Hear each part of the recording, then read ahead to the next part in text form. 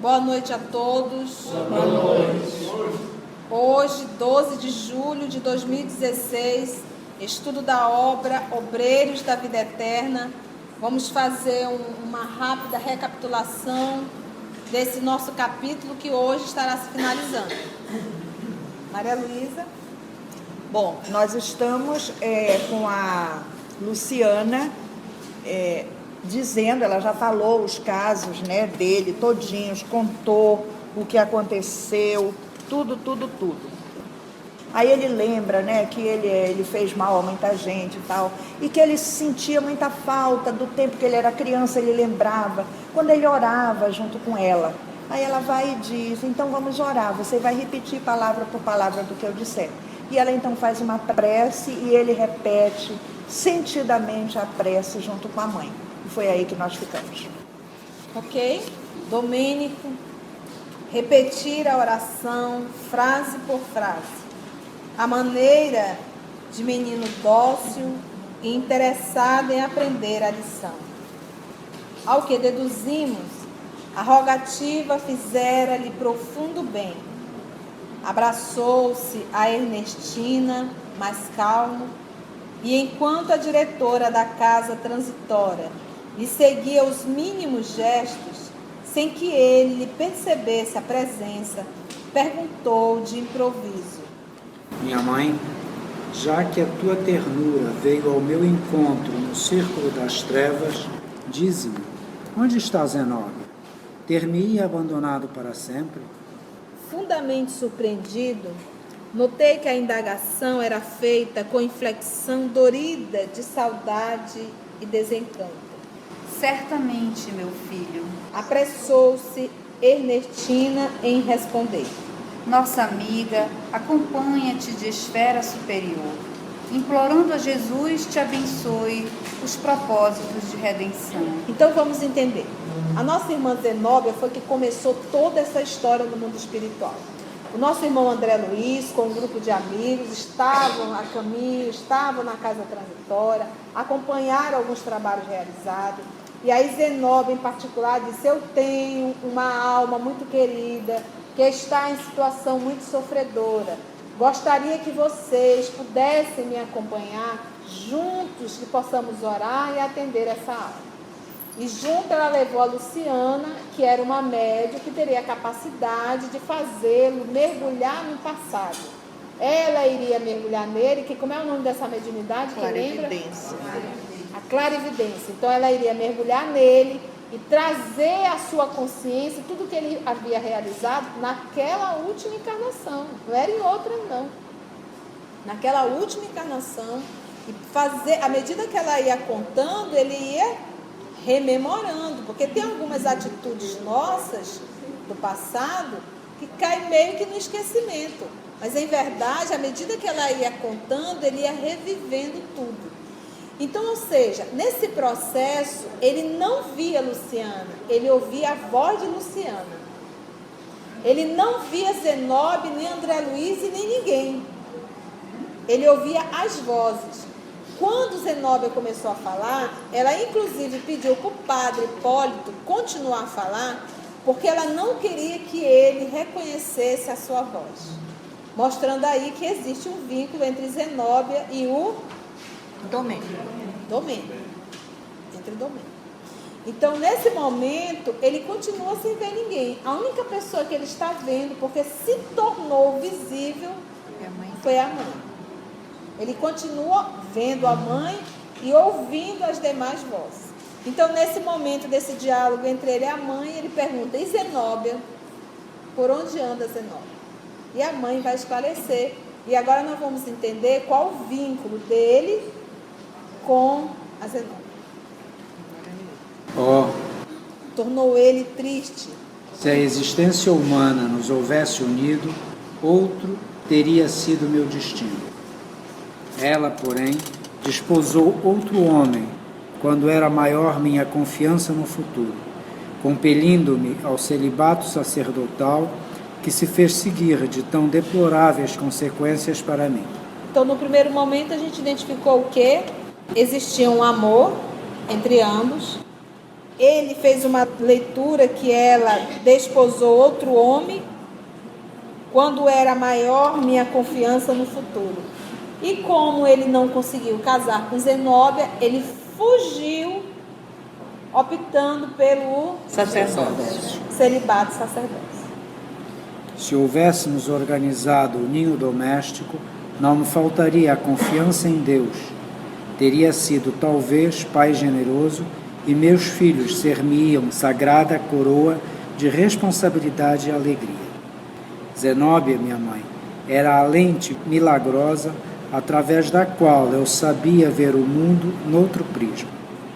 Em companhia dela, teria adquirido o dom de ver as oportunidades divinas que me cercaram o coração. Todavia, quando a sorte arrebatou Zenóbia de mim, esvaiu-se-me todo o sonho de construção equilibrada na terra. Dominado pela dor de perdê-la, acreditei que a religião me ofereceria refúgio inexpugnável contra as tentações. Refúgio invencível. Tá? E é muito interessante isso. Vocês me perdoem dar uma parada aí. Então nós descobrimos que ele tem um amor muito grande por Zenóbia. Como ele não pôde se realizar da forma que ele queria, ele optou pela fuga, acreditando que a vida sacerdotal, vestir a batina, iria resolver todas as suas encrencas de ordem emocional, de ordem sexual, de ordem moral. Então, esse adentrar num centro religioso, vestir uma batina, isso absolutamente não torna ninguém melhor, e sim a sua conduta. Só que ele achou que tudo iria acontecer como um pozinho de mágica que cairia sobre ele e que ele se tornaria um homem bom, bem maravilhoso. E aqui é interessante quando ele diz assim, olha, Zenóbia, minha mãe, era a lente milagrosa através da qual eu sabia ver o mundo noutro prisma. Em companhia dela, teria adquirido o dom de ver as oportunidades divinas que me cercaram o coração. Ele está amando muito mais a Deus ou a Zenóbia? Muito mais a si ou a Zenóbia? A Zenóbia. Até porque ele diz aqui, Conceição, talvez eu tivesse sido um pai generoso. Levantando Mas assim. ele era apaixonado, era pela Zenóbia, o amor dele era a Zenóbia. Então é uma revolta, a coisa não aconteceu do jeito que eu quis, eu me rebelo contra as leis. É uma rebeldia contra a lei. É um amor, filho. Nós, seres humanos, ainda não conhecemos o amor maduro. É um amor, mas ainda um amor infantil, um amor imaturo, um amor prematuro. Ele ama Zenóbia, só que ele é dependente de. Por isso, o motivo de nessa encarnação, a última encarnação, ele não ter vivido com Zenóbia, porque ela também o ama. Mas o apego dele era tamanho que aí estava a aprovação, não casar com Zenóbia, apesar de ter convivido com ela. Por quê? Exercitando desapego. Entendemos? Por isso ele está sendo matriculado nessa aprovação. E qual foi a nota dele? 0. Por que foi 0? A aprovação era o quê? Negativo, né, filho? A aprovação era o quê? A aprovação era ter convivido com Zenóbia, sentir novamente o amor de outrora e receber da vida um não. Porque não foi ela que escolheu um outro homem, nós vamos já ver isso. As circunstâncias a levaram a isso. Então essa era a prova. O que ele fez com a prova? Se rebelou contra a prova, que é uma lei divina, que é um processo de evolução. Se rebelou contra a prova e arrumou aí uma série de encrencas. É o menino, você sabe quando o pai ou a mãe não atende o pedido do menino? Não sei se vocês já conheceram alguma pestinha dessa. E aí ele sai chutando tudo. Sai chutando assim com uma cara que parece assim que ele vai destruir o mundo. Como diz assim, não é do jeito que eu quero, eu também vou destruir tudo. Vocês já viram alguma pertinha dessa? Se tem uma mãe sábia do lado, pega pela orelha assim, vai trazendo na pontinha do pé, que ele aprende a respeitar o mais velho, mas temos algumas, assim somos nós. Então não aconteceu do jeito que eu queria, eu vou sair chutando. E foi mais ou menos o que esse jovem fez. Entendemos isso? Só um pouquinho.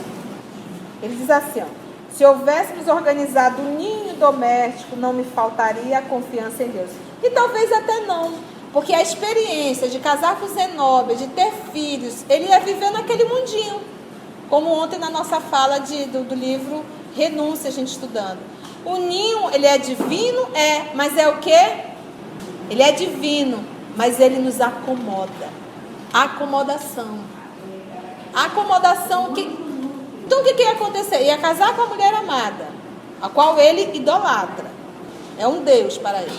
Ia ter filhos. Ele ia viver naquela vidinha maravilhosa, tudo muito bem, tudo muito legal. Novela das 8, jardim. Então, a pergunta é... Então, ou seja, ia evoluir? Não ia. É por isso, meus irmãos, Papai do Céu... Vamos supor que eu ame bastante Zé Paulo. Zé Paulo, somos duas almas que temos uma afinidade tamanha que fomos construindo isso ao longo dos milênios. Eu não tenho mais absolutamente nenhum débito. Estar com ele me traz só alegria e prazer. O encontro dessas duas almas, elas se planificam. A pergunta é, se eu ainda tenho um trabalho a realizar, você acha que o Papai do Céu vai me colocar para reencarnar com ele? Aqui já está tudo feito. Ele pode ser até um estímulo para o meu progresso, para que eu possa chegar onde ele está. Então, ou seja, as nossas reencarnações, normalmente, são com pessoas que eu tenho que aprender a amar. Por isso que o casamento é essa coisa amorosa que a gente conhece. Por que a família, pai, mãe, filho, aquela harmonia? Não é, meus irmãos, porque ainda é um planeta de provas e expiações. Deu para entender? Deu para entender agora? Essas duas almas, quase sempre, se tiverem de reencarnar no mesmo período, vai ser uma numa cidade, outra noutra. Um num país, outra noutra. Ou então um vai, outro fica. Porque não há necessidade de estarem juntos. E sentem falta um do outro. Muita falta. Então, aqui no caso, era uma provação para ele. Mas ele se revelou. Deus promove, e é da lei, a provação. Nesse processo de evolução, nós passamos por provações. A expiação foi a rebeldia do filho em não ter aceitado uma provação. E aí ele transforma isso em uma expiação. Que foi o caso do nosso irmão. Todavia, aí ele diz, Zenóbia, minha mãe, era a lente milagrosa através da qual eu sabia ver o mundo no outro prisma. Em companhia dela, teria adquirido o dom de ver as oportunidades divinas que me cercaram o coração. Todavia, quando a sorte arrebatou Zenóbia de mim, esvaiu-se-me todo sonho de construção equilibrada na terra. Por isso, a provação de ficar sem a Zenóbia. Adoração mesmo a Zenóbia. Porque eu não posso, filho, andar com as pernas alheias. Zenóbia é um espírito de uma certa hierarquia? Essa é sem dúvida. Mas ele não pode ser a sombra dela. Ele tem que aprender a caminhar com as próprias pernas. Ela iria ser o anjo do lar. Aquela mulher queria estar sempre equilibrando. Mas ele já tem estrutura. Ele já pode. Não fez porque se revoltou. Como disse assim, não casei com a mulher amada, vou matar todas as outras mulheres. Matar de forma moral. Maltratando. Porque ele não amava, ele ama a Zenóbia. A mulher com a qual ele queria conviver era a Zenóbia. Vamos pegar o nosso irmão Saulo de Tarso. A mulher amada dele, primeiro que ele se guardou para uma mulher que ele não sabia nem quem era. Um atleta, então mulheres sempre teve, mas ele não quis. Ele queria se guardar para uma mulher que ele queria casar e que ele ainda não tinha encontrado. Ele encontrou aonde? Em Abigail. E disse, vamos casar, e se guardou para isso. Quando Abigail adoeceu, que o casamento não pôde acontecer, o que ele fez? Se tornou casto. Não quis mais absolutamente nenhuma mulher, se casou com Cristo e se tornou um dos maiores divulgadores do Evangelho. Não se revoltou. Mas isso foi fácil? Não foi. Daí ele dizer que ele tinha um espinho do desejo na carne, na fala dele. Na carta está, eu tenho um espinho na carne. Na obra Paulo Estevam ele diz, eu tenho o espinho do desejo na carne. Mostrando que ele lutou bastante. É do corpo. E que ele sofria com isso. Não foi fácil, me tornei casto, tudo maravilhoso, não. Ele lutou contra todas as suas tendências, todos os seus desejos. É um trabalho árduo, né? Vamos lá. Dominado pela dor de perdê-la, acreditei que a religião me ofereceria refúgio inexpugnável contra as tentações. Você achar que você vai se esconder na religião, não tem como. Que terrível engano! Sitiado no mundo de convenções que me constrangia o espírito e distanciado da sublime influência da única mulher que, a meu ver, me poderia salvar, despenhei-me de abismo em abismo, convertendo-me num demônio insaciado a destruir e perverter. Teria ela compreendido algum dia como fui infeliz? Apiedar-se-ia de minha dor cheia de miséria e ruínas? Ernestina, sua mãe, afagou-lhe a cabeça maternalmente e exclamou: Cala-te, meu filho. Não te presumas o único sacrificado. Se houvesses aceitado a vontade divina, o presente ser-nos-ia menos doloroso. Olha aí a palavra aí, vontade divina. Se tivesses aceitado a vontade divina, hoje o nosso presente seria bem melhor. Não te estribes em fatos humanos, naturais e necessários para justificar os desvarios que te precipitaram nas sombras fatais. Zenóbia foi sempre verdadeiro anjo entre nós. Não comentes com mágoa acontecimentos que se foram, que lhe custaram uma existência inteira de renúncia santificante pelos pais, pelo esposo, pelos filhos e por nós.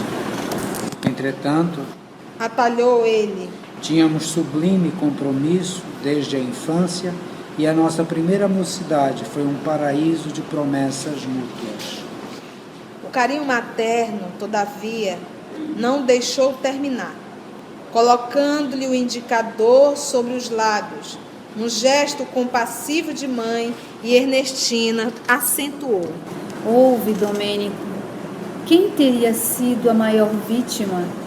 O homem jovem e forte que se recolheu livremente à organização religiosa a facultar-lhe 1000 processos diferentes na prática do bem? Ou a pobre menina, forçada pelas circunstâncias da luta terrestre, a desposar um viúvo, rodeado de filhinhos, aos quais deveria dedicar-se na categoria de mãe? Vocês entenderam? Ela foi entregue, e você sabe que acontecia muito isso. Ela foi dada, sabe Deus, contra a sua vontade, bem jovem ainda, para um homem viúvo. E cheio de filhos. Olha a renúncia. E ela amava também o menino, como é o nome dele? Domênio. O padre Domênio. Ela amava. Eles tiveram um namorico na juventude, mas ela teve que se entregar e soube aceitar a vontade divina. Não se revoltou contra isso. É assim que o Senhor quer, assim vai ser. Era a prova dela, que ela cumpriu. Ela foi fiel. Foi fiel a Deus.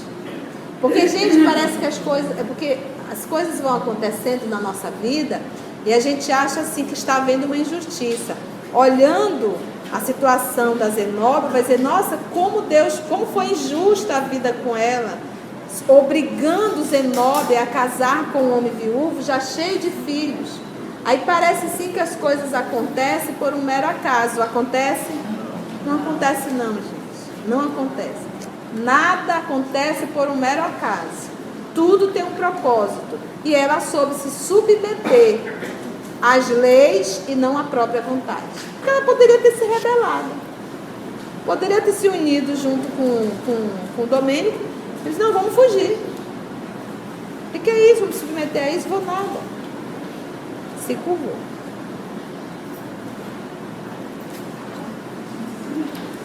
Buscaste voluntariamente a ordenação sacerdotal enquanto Zenóbia, constrangida por situações angustiosas, aceitou um caminho de abnegação contrário aos sonhos de sua juventude. Absolutamente entregue às tuas próprias criações individualistas, não foste fiel aos princípios esposados, ao passo que Zenóbia perseverou no sacrifício e na fé viva até o fim, embora esmagada ao peso das diárias humilhações ao seu ideal de mulher. Humilhações, porque era o que ela queria?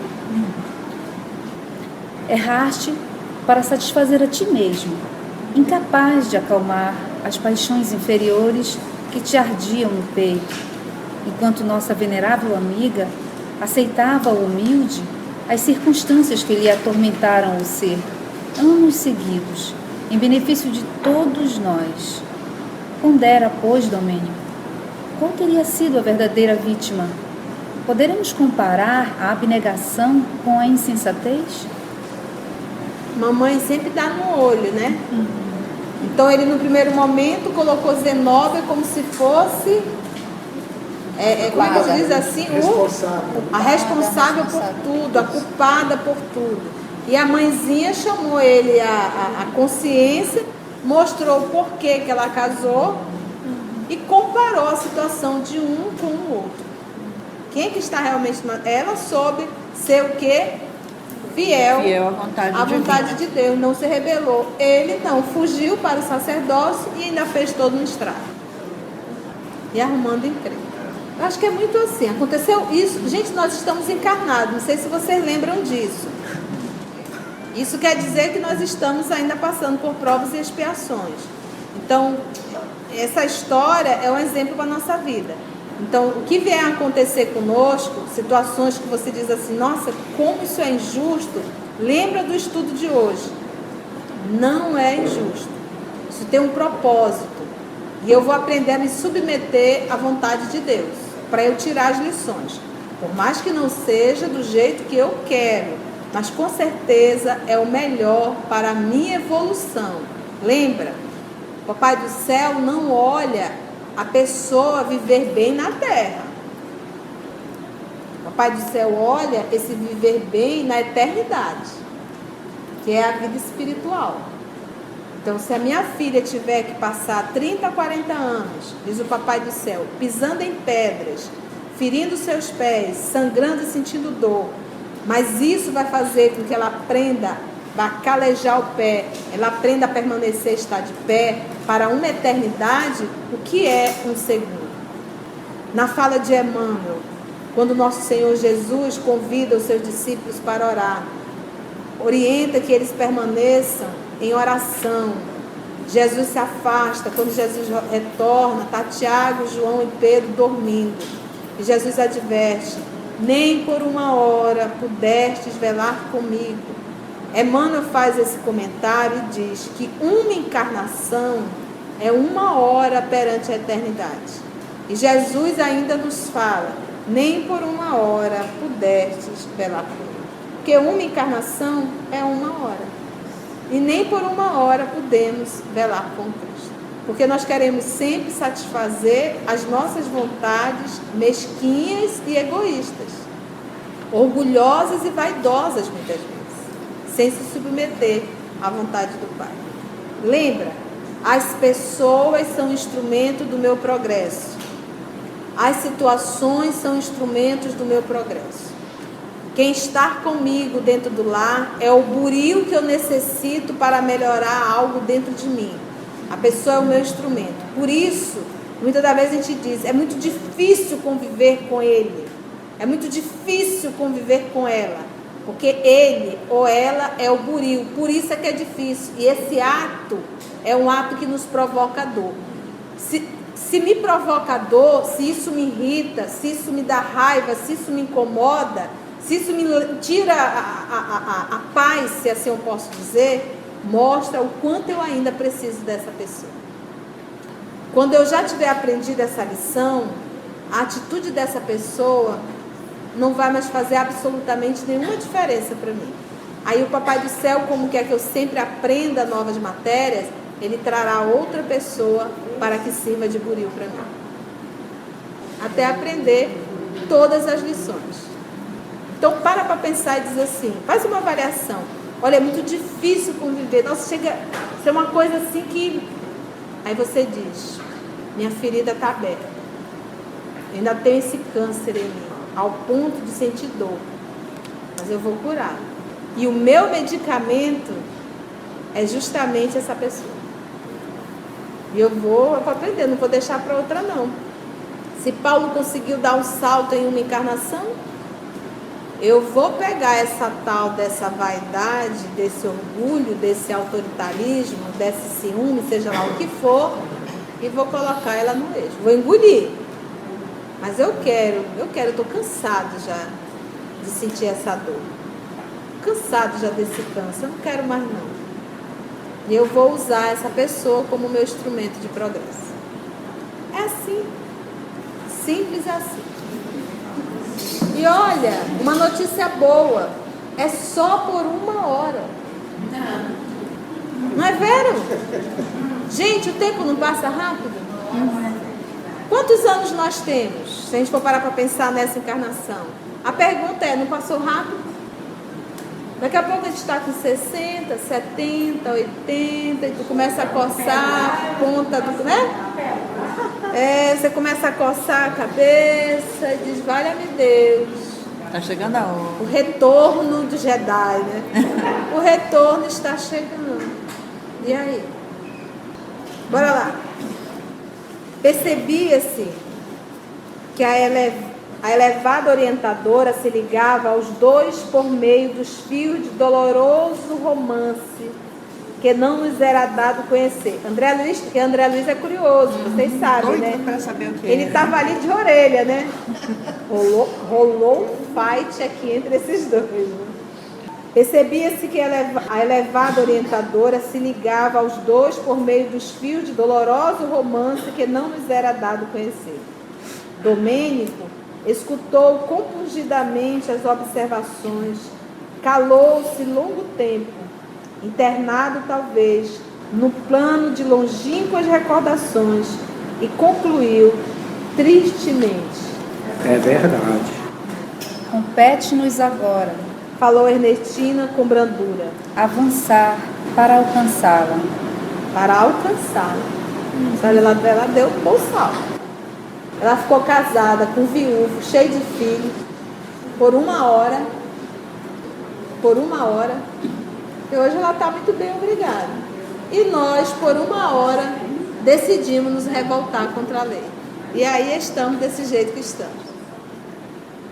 Nesse instante, embora discretamente, Zenóbia começou a chorar. Contemplando-lhe o rosto, debruçado sobre ele, e certo, em obediência ao vigoroso desejo da diretora da casa transitória, Domênico sentiu que as gotas quentes de pranto lhe caíam na face melancólica. Ela chorava, como ele não havia, mas ele começou a cair gotas de lágrimas sobre ele. Olha que cena, né? E ela fez com que ele sentisse que essas lágrimas caíssem, né? Sem saber de quem era. E é interessante, eu fico imaginando a cara do André nesse momento. Vamos lá. Sobre ele, e certo, em obediência ao vigoroso desejo da diretora da casa transitória, Domênico sentiu que as gotas quentes de pranto lhe caíam na face melancólica. Fixou os olhos maternais com expressão indagadora e, reconhecendo que semelhantes lágrimas não tinham aí sua origem, perguntou angustiado. Ele olhou para a mãe não estava chorando. Disse, mas está caindo lágrima. Caindo da onde, mãe? Aquele olhar tipo assim, está chovendo? Ó minha mãe, quem estará chorando sobre mim? A benfeitora carinhosa, cujo olhar descortinava todas as particularidades da cena comovente, respondeu sob forte emoção: Os anjos choram de júbilo nas regiões celestes, quando um coração sofredor se levanta do abismo. Bonito, né? O ex-sacerdote meditou longos momentos, dando-nos a impressão de grande alívio. Compreendendo a oportunidade feliz, Ernestina convidou-o. Vamos, filho. Movido pela misericórdia divina, o relógio do tempo fez soar para teu espírito a hora abençoada da redenção. A porta do resgate abre-se de novo à tua alma oprimida. Que o céu nos abençoe. Irei contigo, mãe, aonde quiseres. Respondeu o infortunado sem amargura. Foi uma encarnação inteira. Ele viveu para quê? Para fazer o mal, né? Uma encarnação inteira. Perdido. E olha que Luciana tinha mais casos para contar. Mas ele disse: chega, eu não aguento mais. E nós ficamos horrorizados. Só com aquele sim. O caso do próprio pai dele, que chamou ele no leito de morte. O pai disse: meu filho, eu tenho uma outra família, uma esposa com crianças. Está aqui, eu estou lhe dando essa documentação. Ampara, ampara. E ele ainda fez a oração final, pedindo para o pai ficar tranquilo e calmo. O pai mal fechou os olhos, aliás, o pai não fechou, o pai desencarnou, ele foi lá, fechou os olhos, pegou os documentos e enfiou num móvel bem pesado. E não contou nada a ninguém. Então sabe Deus o que essa família passou. Tornou-se um psicopata. Que é a psicopatia justamente se desassociar das emoções. É o sociopata mesmo. Né? Então é aquela história de a vida não foi da forma que eu queria, você se torna indiferente ao amor. É uma rebeldia contra as leis divinas. Uma encarnação inteira perdida. Como é que anda a nossa encarnação? Melhor não mexer com isso. Jura, gente? Ainda há tempo. Não, é sério. Estamos fazendo esforço. Para pensar. E aí, minha encarnação? Faz um balanço. O que eu ando fazendo da minha encarnação? A primeira pergunta é: o que eu tenho feito para o meu próximo? Quando o meu próximo vem até mim, o que eu tenho feito por ele? Porque por mais que eu negue, a forma de eu saber se eu estou me tornando bom é fazendo o bem. Não tem outra forma. Você vai ser bom só meditando? Bom. Realmente vai ter que realizar o bem. Então, o que eu estou fazendo em benefício do meu próximo? O que eu tenho feito ao longo de toda uma encarnação, 50, 60, 70 anos? A gente tem que fazer isso. É necessário, ainda dá tempo, mas ainda estamos encarnados. Podemos mudar essa história. Paulo, com 30 anos, 32 mais ou menos, a ficha dele caiu. Francisco de Assis, aos seus 17 anos, a ficha caiu. E nós? Porque o planeta ele é de provas e expiações. Então você passa numa encarnação por expiações, reparando maus feitos, e passa também por provas. E que você pode transformar provas em mais expiações. Então será expiações ao cubo. Então talvez numa encarnação não haja mais nem provas, só expiações. Que não deixa de ser uma prova, mas voltada para uma expiação maior. De tanta encrenca. Todas essas almas que essa criatura realizou mal para com elas, e essas criaturas que não o perdoaram, pela falta do perdão, se vinculam a ele. Vai ter que se reabilitar com todas elas. Caso elas tenham perdoado, maravilha, ele tem um débito com a lei. Irá fazer o bem a outros para amenizar a dor que ele mesmo carrega. Caso essas pessoas não tenham perdoado, se vinculam a ele. Vão cobrar. Aí é aquela filha maravilhosa, para não dizer o contrário, é aquele filho agressivo, é aquele pai que tortura, é aquela mãe diferente, é aquele amigo que te persegue e por aí se vai. Então, quando a gente se vê numa situação que a gente olha para um lado e para o outro e não encontra pessoas amadas, encontra sempre pessoas nos espizinhando, a gente tem que parar e para pensar, meu Deus, o que eu andei fazendo para ter essa criatura tão difícil convivendo comigo dessa forma. Porque, em verdade, esse sentimento que essa criatura traz, quase sempre é resultado do que eu plantei dentro dela. E como nós não mudamos, às vezes, apesar da situação que ocupamos, carregamos ainda as mesmas atitudes. Aí isso ainda faz com que o outro reviva e lembre outrora aquela convivência. Continua a mesma prepotência, o mesmo egoísmo, a mesma vaidade. Você está entendendo? Não mudou. Os Espíritos dizem isso. Nós repetimos muito os mesmos erros. Não temos nem criatividade para errar. A venturosa mãe endereçou-nos expressivo olhar de agradecimento ao André Luiz e à turma que estava ali apoiando. Enlaçou-o nos braços como se o fizesse a uma criança enferma e partiu, suportando o valioso fardo em direção à crosta planetária, a desafiar, jubilosa e feliz, as sombras densas da própria crosta. Gente, quando fala em crosta, está falando de terra, tá? Vindo para a terra. Reencarnação sendo programada. Novamente a sós, você vai dizer, poxa, Gonçalo, mas a reencarnação dele não foi programada? Já está programada. Porque lembra que quando o Espírito, nós acompanhamos a reencarnação do Segismundo, ele tinha lucidez? Tinha. Ele acompanhou a escolha do corpo, se aproximou do pai, se aproximou da mãe. Era um processo expiatório. Havia uma encrenca entre ele, o futuro pai, e a futura mãe. Mas ele se preparou, foi toda uma programação. Ele acompanhou e ajudou na sua reencarnação. No caso do nosso querido irmão Domênico, ele não tem estrutura para isso. Então existe toda uma assistência espiritual, todo um grupo espiritual preparando tudo para ele reencarnar. Reencarnar, tipo nós. Reencarnar dá muito trabalho. E quanto mais ignorante o espírito, mais trabalho se dá. Então, desencarnar é um processo também trabalhoso, mas é muito mais trabalhoso reencarnar. Para a criatura passar aqui 1 hora fazendo besteira.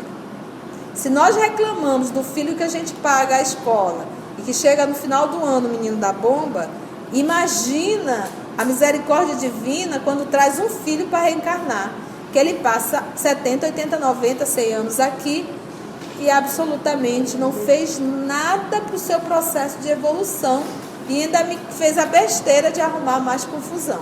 É desesperador. Só mesmo o amor divino para nos tolerar. Novamente a sós, reparei que a irmã Zenóbia se mantinha transfigurada e ditosa, feliz. Enxugou as lágrimas, revelando nos olhos alegrias desconhecidas. Estendeu-nos a destra, em sinal de gratidão e contentamento, e contemplando, talvez, a paisagem do futuro, demorou-se em meditação, na qual, certamente, enviava seu hino interior de reconhecimento ao Altíssimo. Em seguida, fitou-nos tranquila e falou: Irmãos, que o Senhor lhes recompense a colaboração fraternal, repartindo com todos a felicidade que me atingiu. Graças a Ele e aos dedicados amigos, acabo de vencer uma grande batalha na guerra do amor contra o ódio, da luz contra as trevas e do bem contra o mal, em que me encontro empenhada desde muitos anos. Logo após, atendendo ao plano de trabalho organizado pela sábia orientadora, nos reuníamos aos diversos auxiliares que se detinham à distância, a fim de nos comunicarmos com os filhos da ignorância e do infortúnio, temporários habitantes do abismo. Bom, próximo trabalho. ela sempre o visitava, Luiz. Porque lembra que ela está no hospital, ela faz um trabalho intenso, mas sempre visitando ele, entendeu? E obviamente, Luiz, para que eu tenha notícias tuas na condição de zenóbia, ela não precisa estar ao lado. Psiquicamente ir até lá e ver a situação dele. Por que só agora esse atendimento? Porque só agora ele estava preparado para esse tratamento. Olha, há quantos anos ela está nesse trabalho na casa transitória? Mais de 40. Olha o tempo que essa criatura está nesse sofrimento no mundo espiritual. Eu digo essa criatura, o padre Domênico. E ela também aproveitou a clarividência da Luciana, né? Porque até o André fala, mas não podia fazer, sim, mas se tem alguém que faça, né? Que ela era realmente enfermeira. Luciana é enfermeira. E hoje nós entendemos o porquê que também ela não estava querendo fazer. Não estava querendo fazer. Por causa do vínculo entre ela e ele. Entendeu? Tinha que ser alguém neutro. Ela estava emocionalmente envolvida com ele. É igual um médico, né? Quando ele vai fazer a cirurgia, se é um parente, ele chama um colega. Porque ele diz, eu estou envolvido emocionalmente, eu não tenho... E o grupo do Jerônimo tinha exatamente as pessoas que ela precisava. Tinha a enfermeira clarividente, tinha o padre, né? Para conversar com ele. Todos uma vez, né? E o André Luiz de médio de apoio. E o André Luiz e o Jerônimo, né? Os dois de médio, né? Gente, vocês tiveram lições? Nossa, esse período todo que ele passou, quase 40, talvez 50 anos no mundo espiritual, está no mundo espiritual desencarnado, e em nenhum momento você vê que em nenhum momento ele se arrependeu. Em nenhum momento. Você vê que quando a Luciana se aproximou para fazer o trabalho da regressão, não da regressão, mas de contar o passado dele, em nenhum momento ele... Devagarzinho, à medida que ela ia contando, foi que ele foi começando a sentir aquela dor. Então, aí começou já o tratamento dele. Ficar no mundo espiritual, estudando, não há mais tempo, talvez. Não seria até mesmo, não teria tanta eficácia, sabe por quê? Porque ele carrega uma culpa muito grande. O que a gente percebe? O que a gente observa no mundo espiritual? Quando o espírito está no mundo espiritual e que ele carrega muita culpa, um desespero muito grande, por amor, o Papai do Céu providencia logo a reencarnação. A gente tem essa experiência no livro Memórias de um Suicida. Nós acompanhamos 5 casos. Dos 5, os 2 que carregavam mais culpa, o que aconteceu? E é o processo da reencarnação mais rápido. Enquanto que os demais, os 3... permaneceram estudando no mundo espiritual. Então, a gente observa em Domênico que é um processo de culpa muito grande. Ainda mais agora, depois dessa lembrança que Luciana fez ele passar. Então, é necessário que reencarne. Aí pergunta, poxa, ele não vai errar de novo? Meus irmãos, a gente pode não lembrar do passado, mas a lei está gravada na nossa consciência. Se nós perguntarmos para a nossa consciência, a tia perguntou ainda há pouco, como é que está a nossa encarnação? Cada um de nós sabemos como está a nossa encarnação. A gente sabe se nós estamos estagnados. A gente sabe. Então, a lei ela está gravada em nós. E ela está todo o tempo dizendo o que devemos e o que não devemos fazer.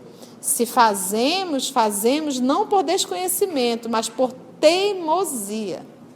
Eu não preciso lembrar do meu passado. Eu sei o que eu devo fazer. Não lembrar do passado é um ato de amor. Porque se eu lembrasse do meu passado, 2 situações, eu já perderia o meu livre-arbítrio. Porque eu estaria todo o tempo com o passado aqui no pé da minha orelha dizendo, olha lá o que tu fizeste, olha lá o que tu fizeste, olha lá onde tu vai parar. A tua mãe te solta para sair à noite sozinha. Diz, tu vai sair à noite, mas eu vou ficar bem aqui do teu lado, vendo tudo. A pergunta que eu te faço, ela não vai fazer o que quer porque ela realmente está se disciplinando ou por causa da presença da mãe? Como é que ela vai evoluir? Ela está sob pressão. Então, se nós recordássemos do nosso passado, nós estaríamos sob uma pressão e não verdadeiramente utilizando o livre-arbítrio. E a outra coisa seria a humilhação. Porque da mesma forma que eu ia lembrar do meu passado, o meu vizinho também ia lembrar do dele. E eu olhar e ia lembrar do meu marido, da minha filha, talvez nem começasse um relacionamento. Porque você olhar e vai dizer, Deus me livre, eu bem sei quem foi essa criatura, vou nada, quero nem acordo, entendeu? Então, esses são os motivos. Então, o mundo espiritual a gente vai, a gente aprende, como o André Luiz está aprendendo, estudamos, nos aprimoramos. Quando retornamos ao mundo físico, cai o esquecimento e fica as intuições. Então, quando o Papai do Céu manda o menino para a noite, ele não manda a mãe junto, não. Você vai, eu já disse tudo para você, e você vai sozinho. Mas olha, tudo que eu te falei está gravado em ti. É só tu lembrar. Só que a gente não quer lembrar. Mas vocês são assim, entre Domênico e André Luiz, a probabilidade de erro de Domênico não é maior, porque você diz assim, fica as impressões e tal, mas é que todo esse período no plano espiritual estudando, a pessoa não tem uma bagagem melhor? Não é assim.